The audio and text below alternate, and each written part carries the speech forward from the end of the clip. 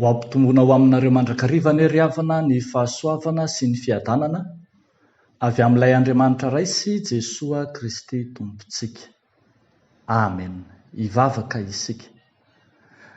Andriamanitra rainay be fitiavana sy be indrafo, ilay Andriamanitra tonga nofo tao amin'ny Jesosy Kristy, ilay Andriamanitra miara-monina aminay, ilay Andriamanitra manakaiky anay, mijery ny fahorianay sy ny fatorana mahazo anay.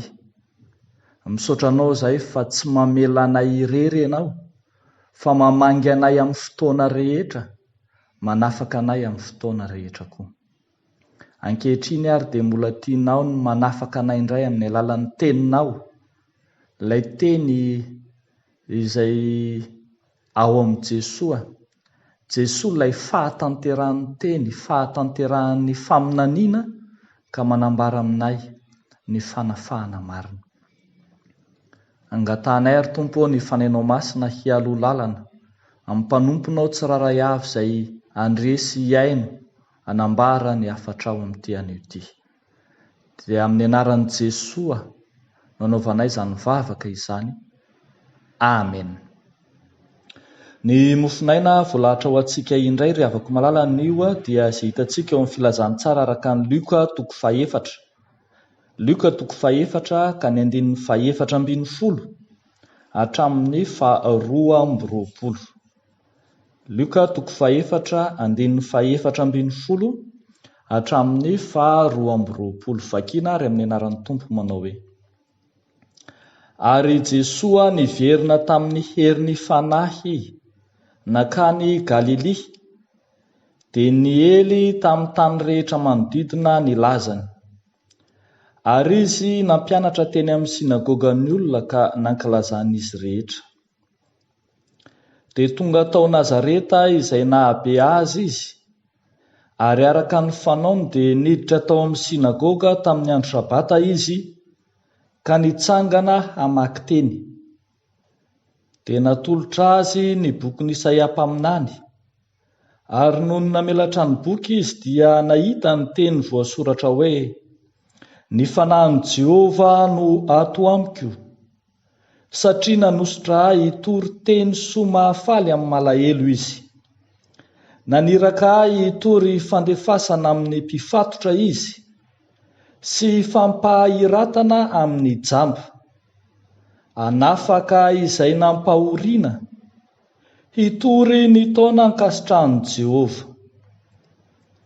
Ary rehefa naoriny ny boky ka naveriny tamin'ny mpanao raharaha, dia nipetraka izy, ary nandinika azy ny mason'izay rehetra teo amin'ny sinagoga.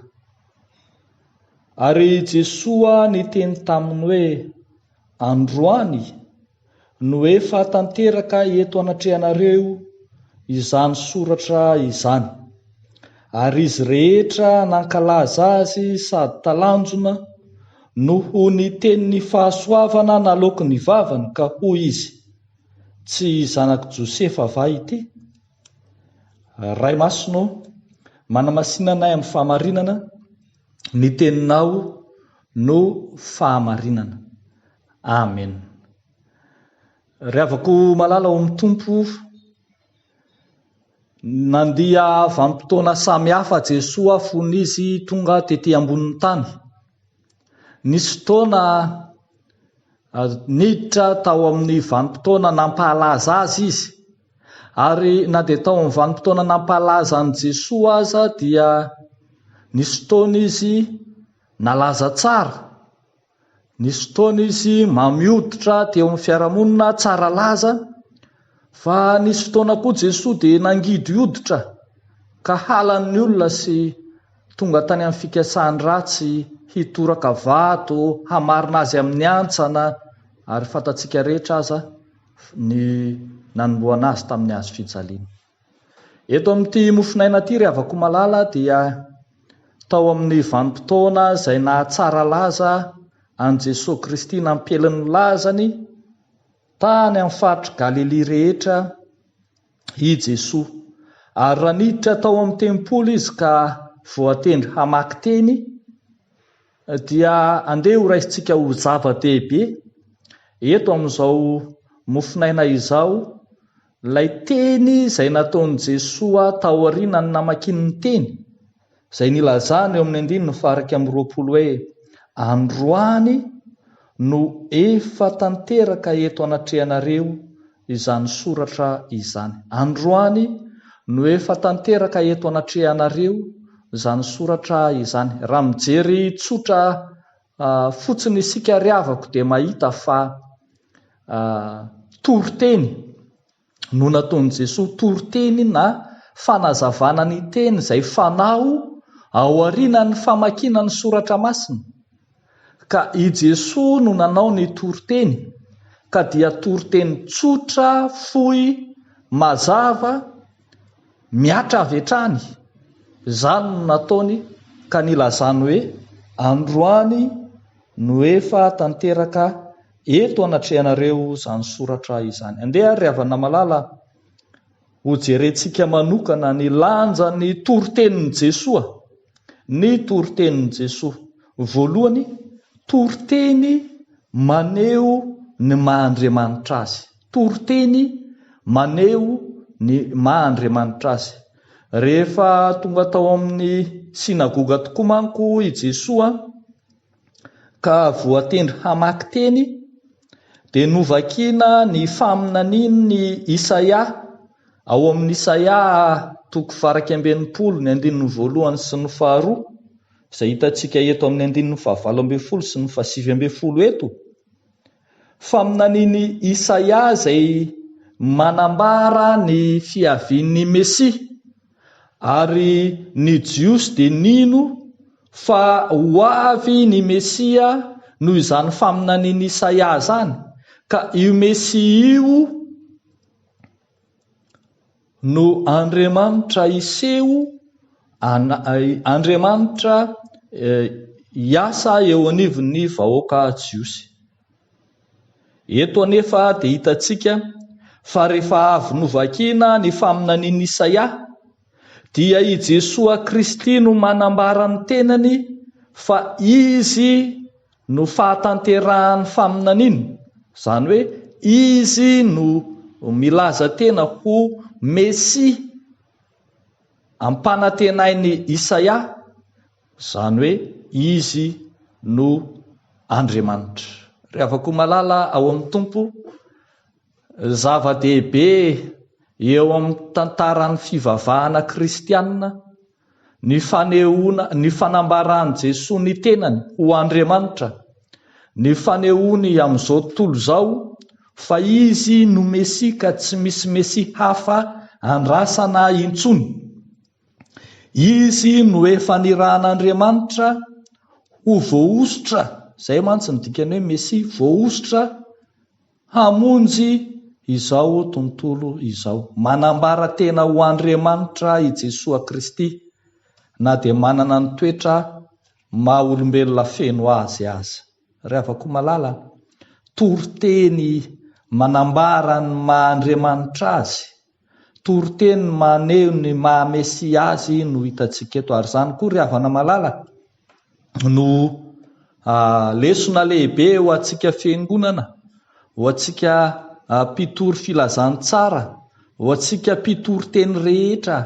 Efa nampianarina an'izany hatramin'ny ela fa ny toriteny kristianina dia toriteny kristosentrika, izany hoe toriteny manao an Jesoa ho ivo, na hoe toriteny miivo ao amin'ny Jesoa Kristy. Tsy maintsy maneho ny maha-Andriamanitra an Jesoa ny toriteny kristianina rehetra. Ary izany raha teo no efa nitenenan'ny apôstôly Paoly fa ny finoana dia avy amin'ny toriteny, ary ny toriteny dia avy amin'ny tenin'ny Kristy, ka ny tenin'ny Kristy eto dia manambara fa Andriamanitra Jesoa. Arak'izany ry havako malala dia ambara fa tsy milaza tena isika, tsy mitory tena isika, fa mitory an'i Kristy ao anatin'ny toriteny. Izay toriteny rehetra tsy maneho ny lanja ny maha-Andriamanitra an'i Kristy dia tsy mendrika ho toriteny kristianina izy. Izay toriteny rehetra tsy maneho ny lanja ny maha-Andriamanitra ny Kristy dia tsy mendrika ho toriteny kristianina izy. Fa ny toritenin'i Jesosy mantsy dia toriteny maneho ny maha-Andriamanitra azy. Fa hitantsika eto ihany koa raha avako malala fa ny toritenin'i Jesosy Kristy dia toriteny mitondra fanafahana. Toriteny mitondra fanafahana. Fa rehefa avy novakiany tokoa mantsy ny faminanian'i Isaia, ny amin'ny hoe ny fanahin'i Jehovah no ato amiko, manositra hitoriteny somafaly amin'ny malahelo izy, naniraka hitory fandefasana amin'ny mpifatotra izy, sy fampahiratana amin'ny jamba, hanafaka izay nampahoriana, hitory ny taona ankasitrahan'i Jehovah. Dia manambary zany fa tanteraka ao amin'i Jesosy Kristy izany fanafahana izany. Anjaran'izy Jesosy no mitondra izany fanafahana mesianika izany eo anivon'ny tontolo izay nisy azy. Ny toriteny ry havako malala dia tsy inona tsy akory fa ilay hafatra mivantana omen'Andriamanitra, na raha tiantsika dia hoe ilay aina na ilay sakafo ny fanahy izay atolotra Andriamanitra ho an'ny mpino ao amin'ny teniny. Arak'izany, eto dia ambaran'i Jesosy Kristy fa ny aina na ny sakafo menan'ny mpino dia ny fanafahana. Jesosy Kristy manafaka, Jesosy Kristy fahatanterahany fanafahana mesianika, zany no hitantsika eto.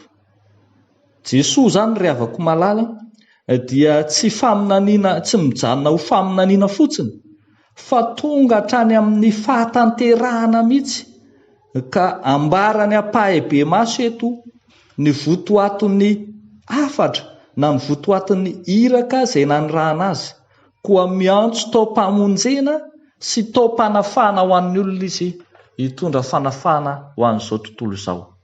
Raha atao amin'ny teny tsotra zany ry havana dia ny hoe ny toritenin'i Jesosy dia toriteny manafaka.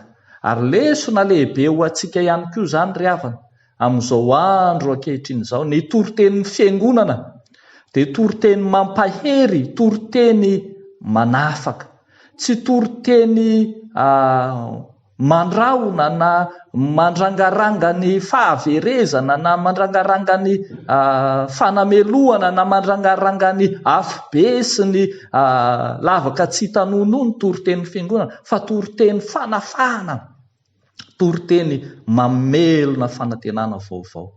Ary izany koa ry havana malala no hafatra ampitainy ny toritenin'i Jesosy amintsika mba hahatonga antsika hibanjina mandrakariva amin'ny toriteny fanafahana, tsy ilay toriteny mamelively, tsy ilay toriteny izay maneno dresy, tsy ilay toriteny manao hoe io fa azoko na hoe ataoko amin'ny fanaovana azy ity. Tsy izany ny toriten'ny fiangonana, fa toriteny mamelona fanantenana, toriteny manafaka izay nifatotra, toriteny izay mamaha ny fatorana, ary toriteny manamaivana ny mpino andeha hody amin'ny fifaliana hitondra fiadanana any anivon'ny tokantrano misy azy. Rehefa malala, i Jesosy Kristy mpampianatra lehibe no hitantsika teto amin'ity androany ity. Mianatra isika ao amin'ny toriteny izay nataony. Toriteny tsotra fohy mazava no nilazany hoe androany no efa tanteraka eto aminareo zany, eto anatrehanareo zany soratra izany, kanefa toriteny manako mafy aty am-pontsika sy ny fanahintsika tsiraray avy, maneho ny maha izy azy an'i Jesosy ho Andriamanitra, fa maneho ihany koa ny asany lehibe dia ny fanafahana izao tontolo izao. Dia ho an'Andriamanitra irerianany ny voninahitra, fa ao amintsika tsiraray avy kosa izany tenin'Andriamanitra izany. Amen. Hivavaka isika.